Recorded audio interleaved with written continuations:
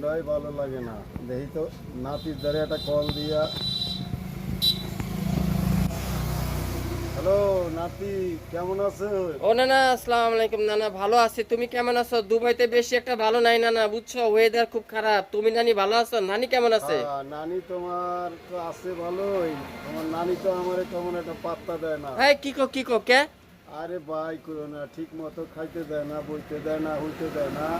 হ্যাঁ, এক বিছানে হইতে গেলে ধাক্কা দিয়া খাটের পর ফালাইয়া দেয়। এই রাখো রাখো, কি কইলা? এই নানি তোমারে এই ধাক্কা দিয়ে নিচে ফালাই দেয় মানে? তাহলে নানির মনে হয় তুমি এই বয়সে অনেক ডিস্টার্ব করো না? আরে ভাই, তাহলে তো বিয়া করছি কি জন্যে? দুইজনে তো আদর ভালোবাসা সোহাগ এই রাখো রাখো রাখো, এই তুমি তো জুয়ান বয়সে বিয়া করছো, তোমার তুমি 50 বছর তোমার বয়স চলতেছে, তুমি এখনো নানির ডিস্টার্ব করি মানে কি? তুমি এর লেগে তো তোমার নানি হালাই দেয় ধাক্কা দিয়া। তো গোসোয় তো আমি বুড়া হয়ে গেছি, এখন তো আমি বুড়া হই নাই, জানোস না ভাই।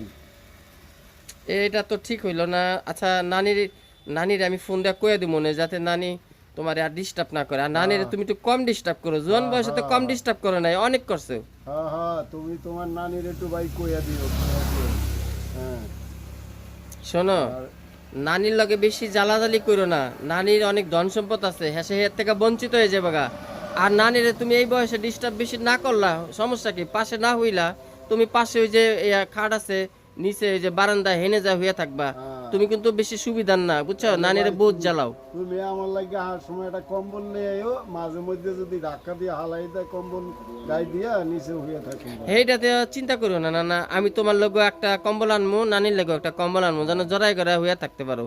আর নানির আমি ফোন দিয়ে সব কয়ে দিতাছি, যাতে একটু তোমারে যদি একটু না দেখে তুমি এই বয়সে যাইবা কই।